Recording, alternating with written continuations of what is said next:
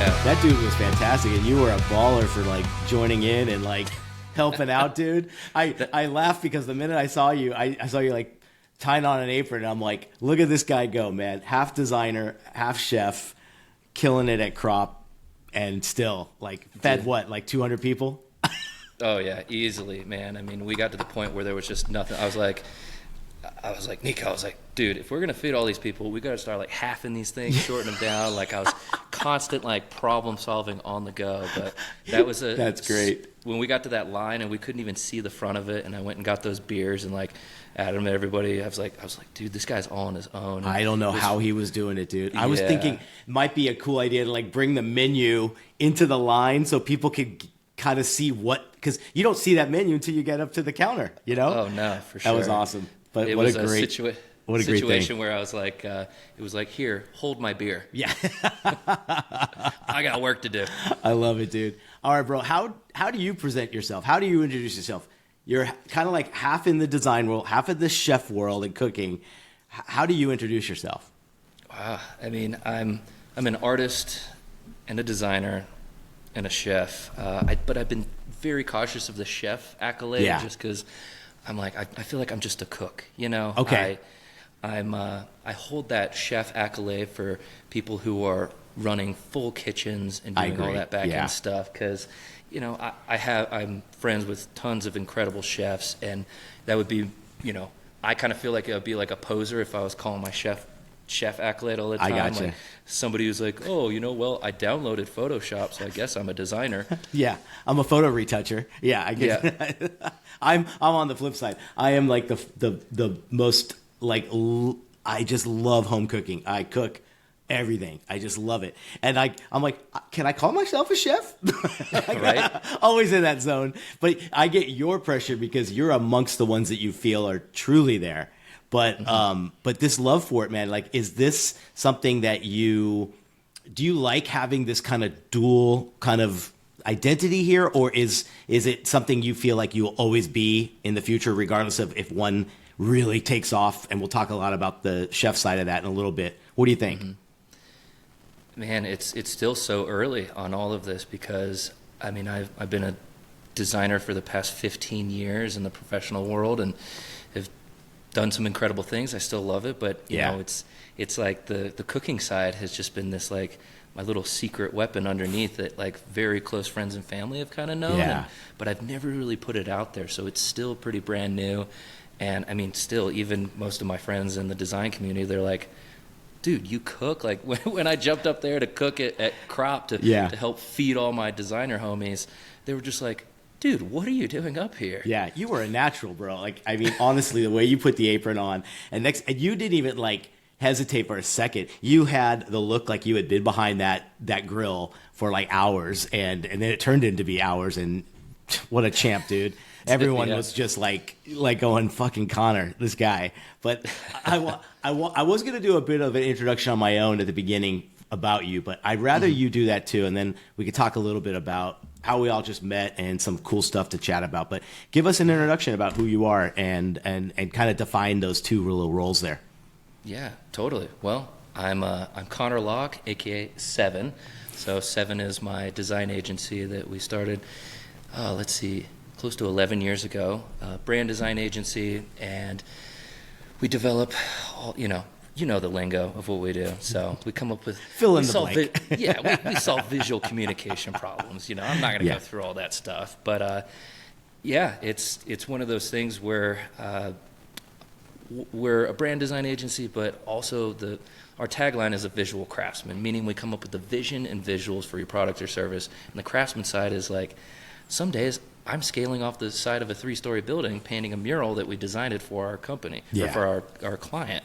And then some days, you know, I'm behind the computer just pushing pixels and working with the team to build stuff out. So that's kind of like the day job. And then the secondary part is this cooking stuff, where 2 years ago, I was like, man, I build restaurant brands and brands for everybody else. I was like, why don't I do something for myself? Nice. And hired my agency to develop Stage. So I do in-home cooking tutorials for people. So I utilize the same methodology of when I go into a space for a client to develop an art installation to see what's possible in there. I applied that same methodology to people's kitchens because everybody's got a different appliance, they've got different tools, different skill sets, and like how do we best utilize what they already have so they don't have to invest in new stuff, and how can I make you feel more empowered in your own home kitchen? So that's the whole goal with Stage. And then on the side of that, I got the opportunity to travel the world for close to 2 years filming for my first ever cooking show called The Cook's Venture. There's 10 episodes all around the world, and I have no idea what I'm doing. We just went out, set out with a direction, put it out there. We've filmed everything, and now we're in the post-production side of it where we're trying to get everything together, and it's, I'm learning so much along the way. This is also self-funded, so if I had millions of dollars, this thing would have been done like that. We'd be watching it on Netflix right now. Come on. Exactly. But I'm funding it through the tiny little margins that I have. Wow, dude. Talk about like stretching. I love that idea that, one, you found this other thing, and it's only been 2 years that you've been serious on the cooking side. Obviously, it's 2 years. Yeah, I know you. I know that didn't just start, but like to be serious about it and then to balance it on top of this is so cool. Like when we got to meet over at Crop about 2 weeks ago, and what was awesome, dude, was Matt had asked me to kind of put together some stuff for the portfolio review, and in the first email out, I think you were the first one to write back and be like, "Bro, can't wait, all this stuff," and like I got this amazing like instant like enthusiasm from you, even in just the email. And then when I met you, I was like, oh yes, this is the guy. Like it's Here's so the cool. energy. Yeah, man. It's so great to kind of meet those folks. And I think that's a big part of like getting to go in person to a lot of these things is to see those like-minded people or the people that can really inspire you when you get home and be like, yeah, man, it's like, am I doing enough? Am I not doing enough? Whatever it might be, And so It was really good. And I figured like, then when you started talking about cooking, I was like, oh man, this is like exactly me. Cause like, here's my thought. I do the same thing, right? Always wanted to do a restaurant as a kid, even as a young adult. But the minute I got into branding and working for these clients in these restaurants, my whole thing was like, I will never open one. Like I know, right? Behind the curtain. Yeah. It's kind of like, man, this is the one that like, I have so much respect for anybody that's doing that because we take for granted about every little mom and pop shop, whatever city you live in, that team putting together that thing to feed you is like, what an amazing opportunity and incredible adventure. I can only imagine. But such a machine, dude. Right? Like one little slip up, margins are super thin, turnover, managing staff. COVID. All that kind of stuff. It's right. The utmost respect for people running their own restaurants. That's incredible, dude. I feel the same way. And I love when you can find a good one, support them, and do all that kind of things. And then there's such a unique kind of fusion as any kind of artist or any kind of creative. I feel the same way. It's like I'm vegan. I started cooking because all of a sudden I was like, I've got to cook more because I want to rely more on what I want to make and what I want to eat. And it just made me I just love cooking. And there's so many things that are very similar to what we do as designers or any kind of art. It is like taking your tools, taking ingredients, mixing them together, trying to see what works, pleasing a lot of people sometimes, right? Yeah, getting that. I do that with Stage. I have my client intake form, which is very similar to this client intake form on my design agency, right? To where, we got to figure out dietary restrictions. We got to figure out, first and foremost, any allergies because we don't want to kill people. Yeah. We want to be safe. You want to be hired again.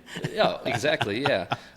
So it's, the design realm, it's so almost hand in hand because when we get a project brief for a branding project, we're doing the discovery, we're learning about that industry and such, and I take that same methodology into my cooking as well of like tonight we're doing this my buddy's going away party, and I'm like, okay, everybody like his favorite things are like smash burgers and old fashions. I'm like, okay, what, and also some Italian food, so how can I tailor this dish to meet sort of those, like, what's going to be the best connection with that clientele. Yeah. And so I'm developing this Italian style like smash burger that's like a mixture between like an Italian sausage dog You with all fucker. these, but and it's Sounds so good.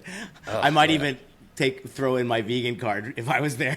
Oh yeah. It sounds delicious. That's great. Talk a little bit about this favorite chef thing and what you're up for, because I will definitely put the links down below so you can vote for Connor on this. But how did this happen? And tell us a bit about the opportunity at hand. Yeah, so the Favorite Chef contest is presented by Carla Hall of the Food Network, and basically what it is a peer like voting competition for the next best chef thing. So what it is you go in and you got to go through all these different rounds and get people to vote for you through your social media. You got to have a Facebook account to verify, make sure there's no bots or anything like that. And they give you little challenges along the way. So like I've done, like there was the King's Hawaiian roll thing where I made like this shrimp slider thing and posted a video about it. And then I've gone through hundreds of different, beat out hundreds of different chefs in this competition through the voting process. And now I'm in the quarterfinals, and we only have till Thursday, May 22nd to get me into the semifinals. And my project this time around is to create 3 different dishes to be judged by Andrew Zimmerman, Carla Hall, and Aaron Sanchez. And they emailed us a little prompt of kind of what they're looking for. And so I've got to craft a dish for, they said you could do one dish that would encompass all, but you know, I'm an overachiever, so I'm going to do 3 dishes and upload those through my portal through the contest, post those on my social media as well, and then that'll help boost some votes and such. But really it comes down to like people. So I'm hoping tonight to generate some more votes. I just feel a little weird just being like, hey, people, vote for me, especially if they haven't had my food yet. But hopefully if they look at my page, my stage page, and they're like, oh wow, like this guy's actually knows how to cook, and he's trying to do something with it. So that's where I see like, okay, I don't feel as scammy being like, hey guys, please vote for me. Wouldn't you feel more foolish if you didn't take advantage of that time? Like, you know, there's a connection. It's your buddy's thing. I'm sure most of the people know you in some way. But you're right. Like, hey, take a bite first and then vote. You know, like whatever it might be. Yeah, totally. And this just kind of came up from, it was, presented to me by some friends, and then they also like reached out and sent me a message and was saying, you know, we've checked out your page. You know, we feel like you should sign up. Here's the submission form. And I was like, whatever. All right. I signed up for it. Sure. And next thing you know, it started rolling. I was like, whoa, people are actually voting for me? I guess I should take this seriously. Damn. That's great, dude. Is there a part where you found food has influenced design or design has influenced your food as far as being an overall artist, right? Let's just say those are your 2 mediums. Have you find areas where they influence each other? 100%. I mean, we all eat, and you know, as designers, we love going into these restaurants and building the brands. And then you look at the menu and you're analyzing. Ooh, look at the type. How do they use the icons in here? What's their color palette?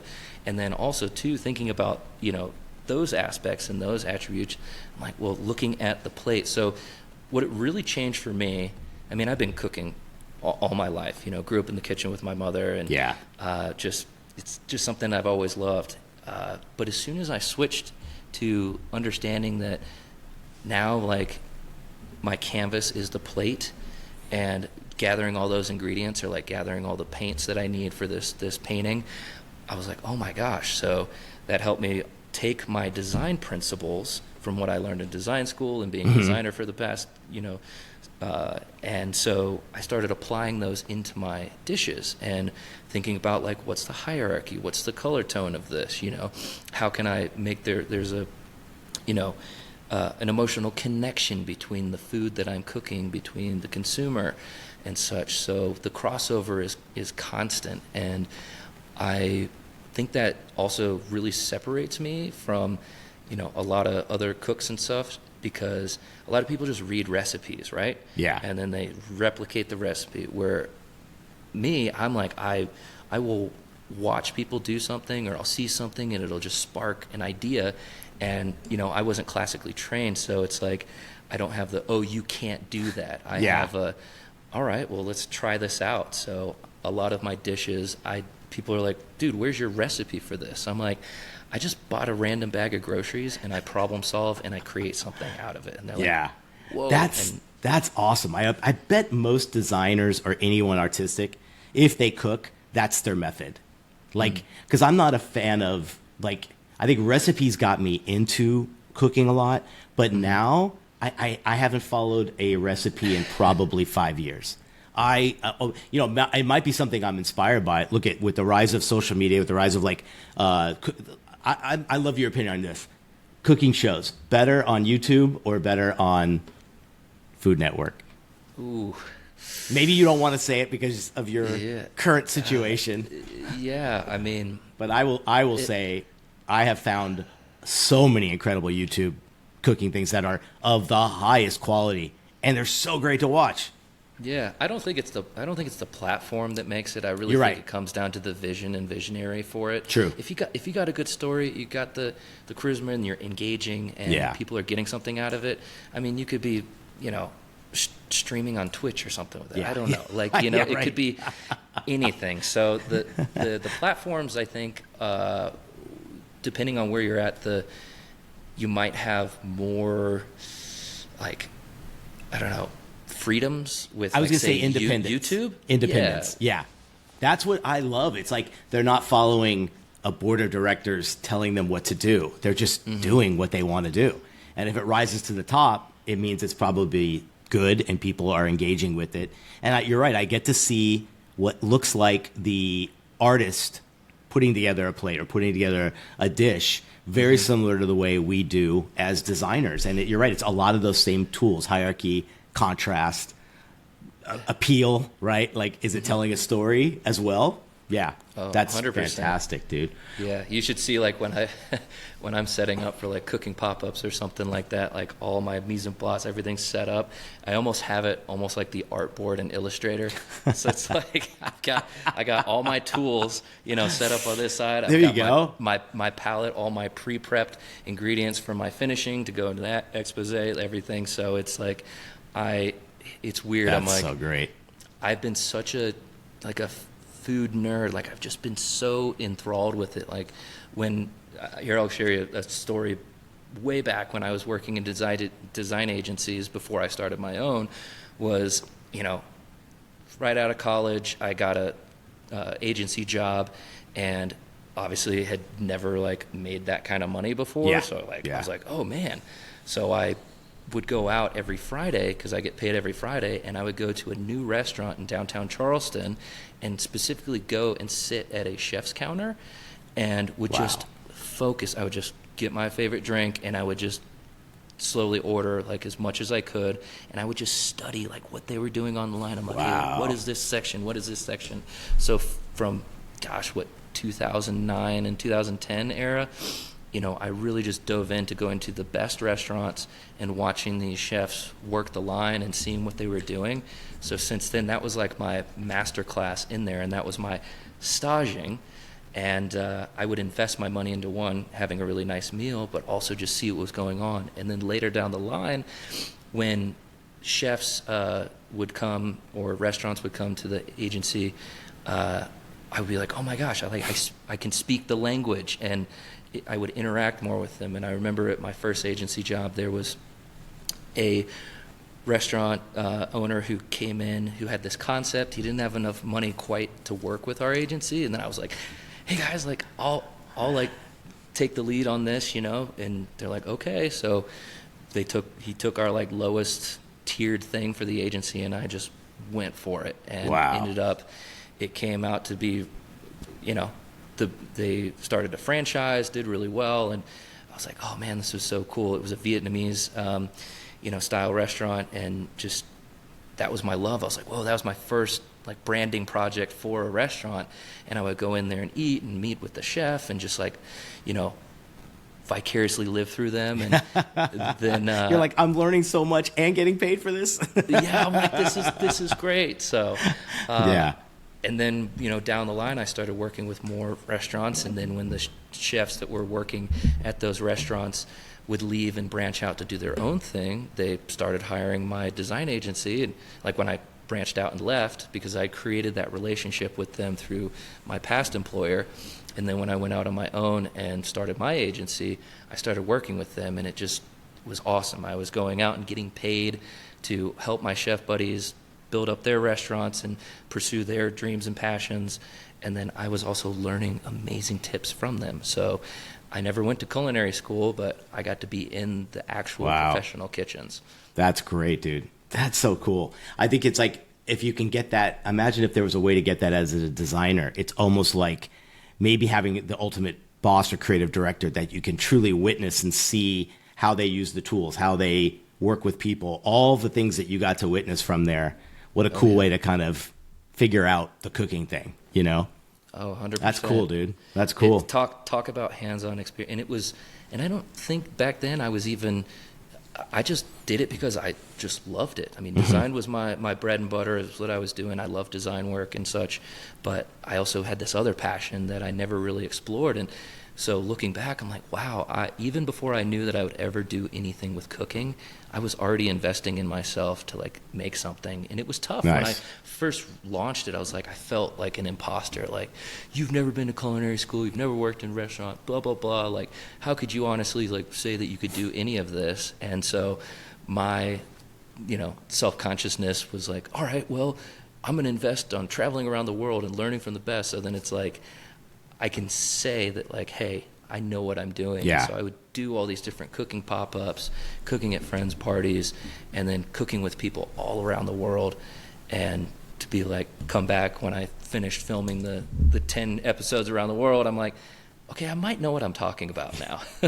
So you made your own experience, really. Like, yes. How much do you feel like you really did it for you, or how much do you feel like you did it to kind of crush anybody else's opinion?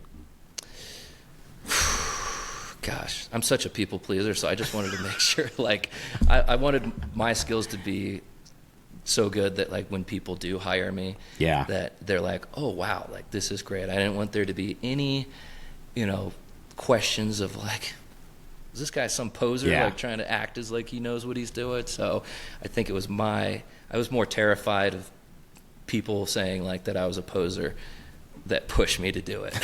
Like, and knowing like it's gonna cure both of those things, right? The experience and everything is not only gonna shut somebody else up, but it's gonna give you all the confidence you need.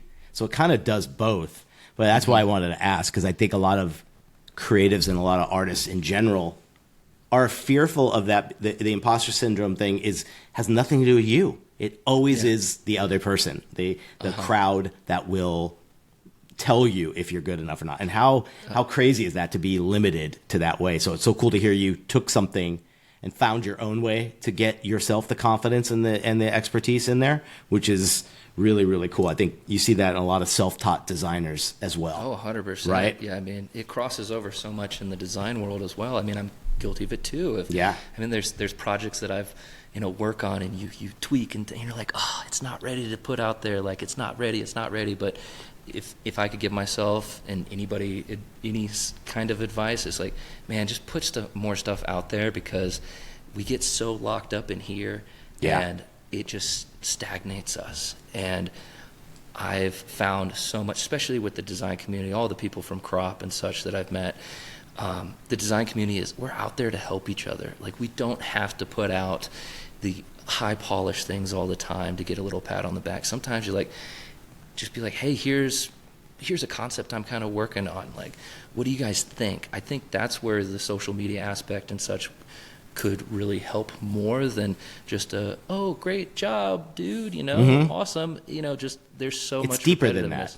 Yeah, it right? is. And we might find a better solution if we have, more, feedback on all of this stuff. So I'm saying this to myself because I've slowly started doing it more on especially our designers page, because I would hold out for like finished products. We're like, here's the actual physical bottle of the whiskey that we've designed or something, rather than, hey, here's the preliminary stuff that we're kind of thinking on. Obviously, if, we have to get approval from the clients first to post this stuff. But if it's like personal projects, yeah, just putting the stuff out more and looking for help. And that helps build people, you know, with you along in the design process. And so then when you do post that thing, they're like, oh, dude, I remember when you're sharing your sketches with this, and look at it now. Yeah. Then the hype is real. There's a connection there with, I was doing a bit of studying for a packaging class that I teach, and we were talking about the aesthetics of everyone doing the artisanal kind of like no longer elegant kind of food prep for like food photography and everything and packaging. Everything has to have scattered spices and, you know, a pile of powder, flour off to the side or whatever, you know, crumbs. Like it shows real world. And it kind of feels like the same idea there. Like I think I was reading that in social media, certain people were getting much more connections and activity when it was really analog and kind of like real kind of process stuff, not the end result, shiny, crystal clear with sparkles all over it. You know, Totally, they go yeah. another area where they kind of go hand in hand, which is pretty sick. Yeah. I mean, I remember back when, you know, the early days of Instagram where, you know, my, like when I was getting into photography, and I credit Instagram for helping me push my creative side on that, you know. Really? Back on those, I'm like, dude, look at all the garbage that I posted. Oh, yeah. But it's like, it was so necessary. I mean, I don't know who said this quote, but like, you know, they say something about the beginning, you're just going to have to post a lot of shit before you actually start making something good. Everybody. It's so true. So Yeah. true. Yeah. You mentioned your mom being a huge part of that influence. I'm exactly the same way. Are there any lessons from her that still guide you in either cooking or in design today? Oh, 100%. Like, my mom, we've been in the kitchen. We would, growing up, I would move every 2 to 3 years. My dad was an operations director for an engineering company, so wherever there was a new project, pick up and go. There we go. Wow. And so I was growing up, I was always the new kid, and it was just me, my mom, my dad, and my brother. And so we'd always cook at home. That was like a special thing, especially because dad would be working a bunch. And the dinner table was such a thing where we'd check in with everyone. And, you know, I would watch my mom cook, and I love the tactileness of things. And she tells me the story of like when my first ever dish, because I would always help her, and then my first ever dish that I created, she just let me have some ingredients, and I ended up creating what now is known as a shepherd's pie. Oh, nice. Okay, And so this nice is- little layer. Yep. Yeah, so I Wow. love making mashed potatoes, and I had some ground beef and such, and the peas and stuff. And so I think I was like, 6 or 7 years old, and I created my first dish there, and she was like, wow, this is very creative, like, oh, okay, you know? Yeah. And so that's when she kind of knew, like, oh, you know, Connor likes to cook. And so her biggest thing was, or her tagline is, no one will go hungry in this kitchen. Nice. So it was a thing. She grew up in a very big family, and, you know, it was always a challenge to like feed everybody. And even like growing up when she didn't have a lot of money and had to like work and, you know, feed herself and everything like that, it's such a treat. And then when we did have some money, because we did not grow up with money, our family's been through a lot of financial struggles over the years, and the biggest thing is just making sure everybody's feeling comfortable and fed, and I carry that over into my cooking. So especially like when I've been out to all these different countries and I go and meet with locals and, you know, cook for them. And I mean, there's some very powerful stories, especially in episode 3, where I'm cooking for people who, you know, are always cooking for others, and nobody ever comes and like cooks for them. Wow. And there was a very powerful story behind that, especially, you know, one of the families that I cooked for, it was for one of the little girls. It was her birthday, and I invited them up to the spot that I was staying at, and I used all of the indigenous like ingredients that are from that area, and I created a custom dish for them, and they were just blown away. They're like, whoa, what is this Westerner doing? You know, like, using these ingredients that we use all the time, and they've just never had the idea to mix and match it like this. And I remember the mom, like, you know, thanking me so much, and my translator, you know, started like choking up, and I'm like, you know, Samantha, I was like, what's going on? She's like, well, just want to let you know that, like, and all her little girls were like giving me hugs and everything like that. God, and it was just like, it just was so, I was like, wow. And you know, I made this special dessert for her, and like with the little trick candles, and just like all smiles. They all cleaned their plates, and you know, gave me little hugs. And as she was leaving, and Samantha said to me, she's like, you know what, Connor? She's like, this meant so much to them that she wants to let you know that this is the first time that she has seen her little girl smile and be this happy since their father was murdered last month. Oh my God. And so wow. like that hit me so hard to know that, like, this is why I'm doing this. Yeah. This is why I'm going out and doing this. I don't care if this show takes off or whatever it does. This is a documentation. That's all of you anything. needed. Yeah, and I've done that in, you know, 10 different countries, and even, you know, jumping into the line to feed my, you know, my homies, the design homies at Crop, like, that's what I'm about. So I'm here to be of service and to feed people. And just like my mother said, no one goes hungry in this country.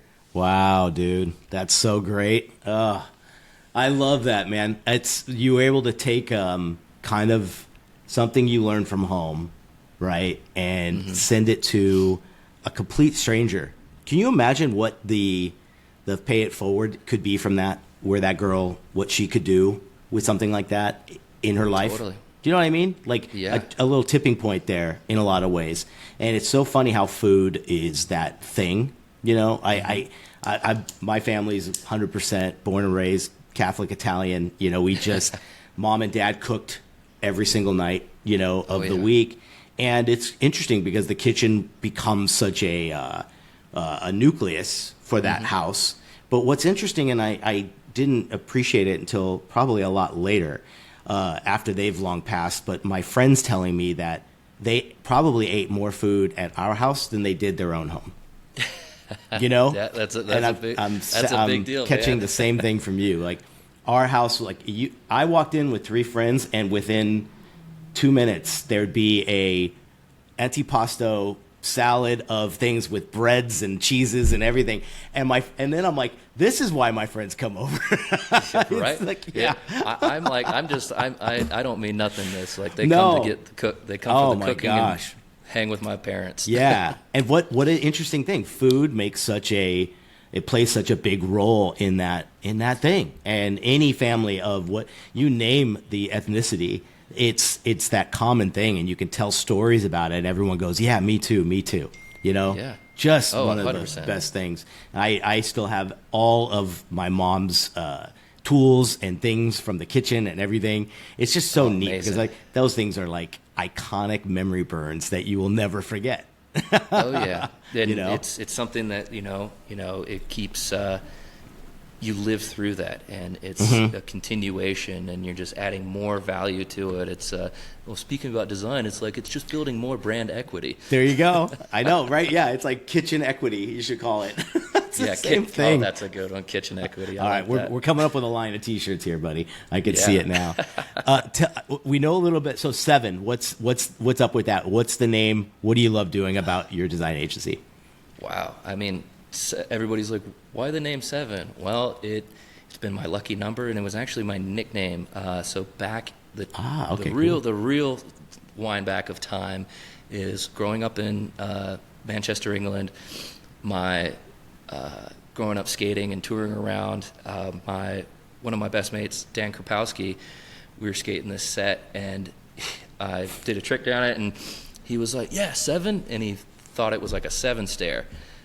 And so he just randomly started calling me 7, and so that was like my nickname, and it just kind of stuck and followed me around. And when I was thinking about, like, well, what should I call my agencies, like, I didn't want to call it Connór Lock Designs, because the intention was never to be, I didn't want to be the face of this. I always saw something bigger with it. I wanted to incorporate more like designers and creatives to build like an actual agency, because I thrive on working with people. Yeah. And so I was like, well, how about 7 designs. And that way, one, I could be not pigeonholed with always having my name in it, and 2, I could build up the perception that we were a larger agency and that would attract more larger clients and such. So it worked out, and I've been able to expand and contrast my team based on the projects that we have. I call it the accordion effect. Ooh. So Can I steal that? That's a good one. For sure. Yeah, man. It's just flexibility and being nimble, right? Oh, 100%. Because best things I learned from working in small design agencies was, keeping it tight-knit. We can make quick decisions, turn things over quicker, because there's less like steps and checks and email this and meeting that, blah, blah, blah. And it's good, but then when I worked in a larger corporation and I was a creative director there, I got to see a lot more crazy hard-scale structure for like massive projects. So the two sides, I found the truth somewhere in between and was able to utilize that into my own agency. So I wanted to have that big level agency expertise and perception and execution, but I wanted to have that small agency feel and that quick and nimbleness to work on different types of things. Yeah. So that's where that accordion effect comes in. So it's like we got a huge branding project where we need copywriters, animators, this and that. It's like I send the bat signal out into the world, and I'm like, okay, I need this person and this person, and then it's cool. I get to hire people I really respect in the industry or the top level, and work with a lot of friends, make new friends, and that way I can guarantee to our clients that we are delivering the best of the best. So I'm kind of the liaison behind all of that. I still draw and do all that other stuff too, but I really have a knack for bringing people together, keeping the energy going, and executing amazing designs. Nice, man. That's cool. So many people in our industry, particularly agency owners, small boutique owners, have that same answer, right? It's like you want to take everything you got from the big world and bring it to some of these smaller ones and be like, I'm giving you the world-class stuff, but it's just us, right? And then your accordion thing is a perfect thing. I always love to say that it's like your network and what you have and who you can reach out to. Whatever the task is, I know exactly who to go to, right? It's just you want to use that leverage, and now you are this customizable thing that you can almost put out there. And you could, if you need to look bigger, stretch it a little bit bigger, right? The accordion. If you need to look a little bit smaller, because sometimes it's funny. There was 1 or 2 projects where I technically had to make myself look smaller. I had spent too much time making myself look bigger, right? Yeah. It's like whatever it takes, man. Yeah, and it's like I like the accordion because I believe I'm a musician as well. So it's like we still, no matter what the project is, like with an accordion, you're always going back and forth, and there's always a note going on it, and it's going to have a different pitch and creating beautiful music. So every note is important. Every size of your team is important. So that's where I feel like there's a lot of meaning behind that, the accordion effect. Gotcha. In food and design, storytelling is a big part of it. How do you balance vulnerability in storytelling in both design and food? Because that's a tough one. I think that's one of the things I liked about when we met was I was like, I liked your confidence. I love the fact that you just had a great optimistic kind of vibe there. And I'm thinking storytelling, right? Is it still one of those things that is tough to do? Do you feel a little bit vulnerable? Like you were saying too, like having to put yourself out there by your name or the companies? What have you learned? I mean, with the design agency, we've been in it so long to where it's like we have the utmost confidence for putting stuff out there. It's in talking about it. There's no issues there. I do believe that we're at the point now where we have just so much work that we do need to redesign the website and put more of the stuff out there. That's in the works. But the confidence level is definitely there. When we first started out, I had no idea what we were doing. I had never run an agency before. And I got $17 away from broke starting that thing. Whew. It was damn, bro, all in kind of thing. I remember I called my dad because he's the no bullshit guy, you know, and I described to him what I was going to do, and there was a long pause on the phone, and then he said, "You know what, Connor?" He's like, "What you're describing to me to do is going to be a lot harder to do at 45 than at 25." He's like, "Do it now while you have the time and the passion, and remember, you have the rest of your entire life to work on it." And I was like, "Damn, I gotta take this seriously." And that dude, pushed best me words through. of advice. Seriously. Damn, dude. You know, my dad had worked his way up from working on construction sites and built his way up to be vice president of this engineering firm and like being the decision guy. So like, but he'd always stayed in the corporate realm and never branched off to do his own thing. So he was kind of always, you know, stuck in that role. But obviously, you know, he had to provide for our family and such. So he's like, I wish I would have taken the chances that you have. And he's like, "I'm so proud of you now, seeing how you've developed this thing, and you're, you know, coming up to 11 years doing this."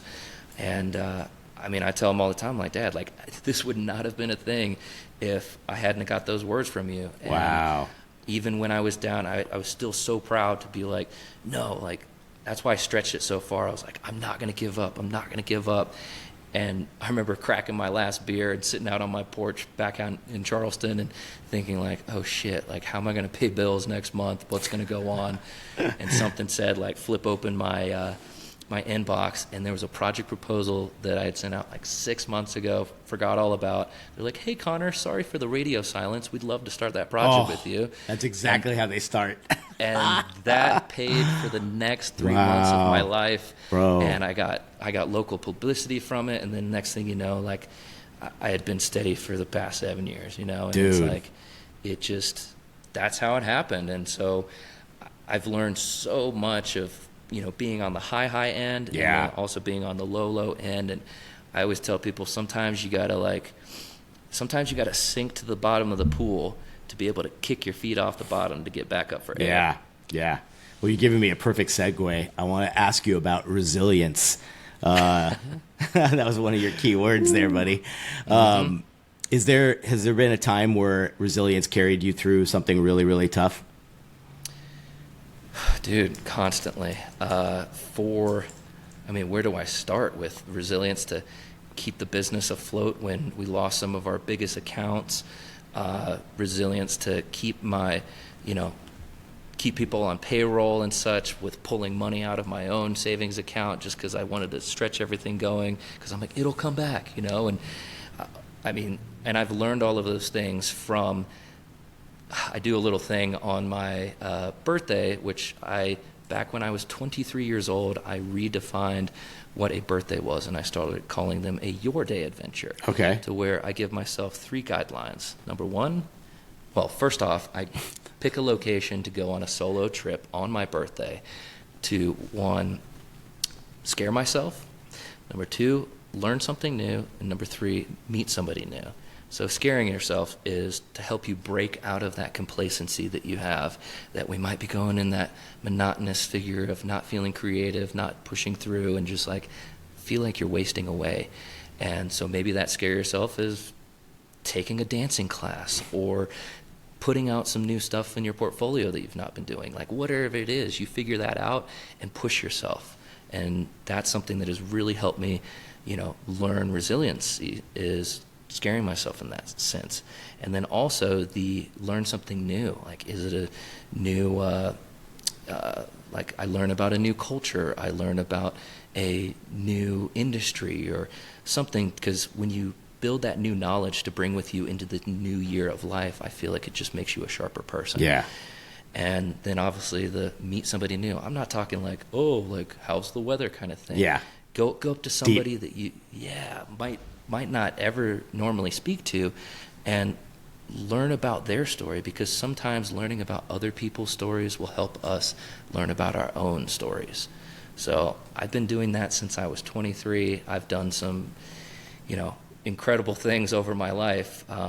You know, I've swam across the San Francisco Channel. I've cycled across many different states while living out of a backpack. I've got lost in an Argentinian jungle. I've gosh, None of this what else? surprises me, dude. And so that's where I'm like, hey, when things get tough with the design agency or running my cooking company, I'm like, dude, you swam with sharks. Dude, you survived getting lost in the jungle. Like, all these things that have pushed me to these next things, so you'll be okay. And especially going on this world adventure for my cooking show and showing up in these random locations and having to figure out things when things go really, really wrong. Yeah. And it is kind of, I'm not fearful of things per se. It's like, I know that, hey, I might get punched in the face and get kicked down and beaten down trying this new thing, but remember, you are strong and you can build yourself back up. So I hope that answers the resiliency. In a nutshell. Yeah, pretty good. Yeah. What's currently inspiring you right now? Man, seeing all the new, what's currently inspiring? I really think just all my friends in the creative industry, of how we're moving and shaking in this new realm of all this AI stuff going on, and how people are showing resilience for, the shift of, it's tough getting projects out there right now. Yeah. It is a whole new market. And so I get inspired by seeing people switching it up, because it's no longer business as usual. And that inspires me to be like, okay, our industry is not dying. We will move and shake and survive through all this new turmoil that's going on, and learn how to utilize these things. Like my buddy Adam Vickerall said, he's like, yeah, man, it's like, AI is not going to take your job. Somebody who knows how to use AI is going to take your job. Yep. So hate to say it. Yeah. It's like, yeah.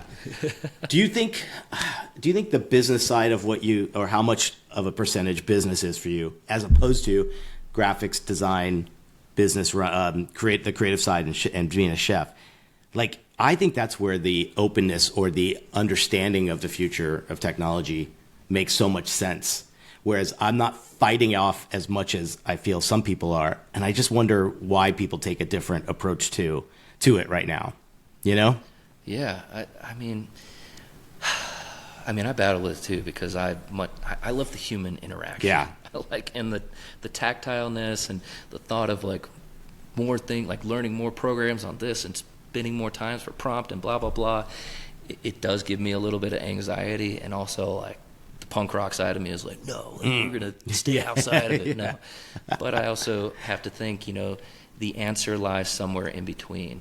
So taking some good elements and structure from what this new age is going to bring us, and then taking some of our true core values of human interaction and marrying that into the center, I think is going to be the best recipe for success. Oh, this guy.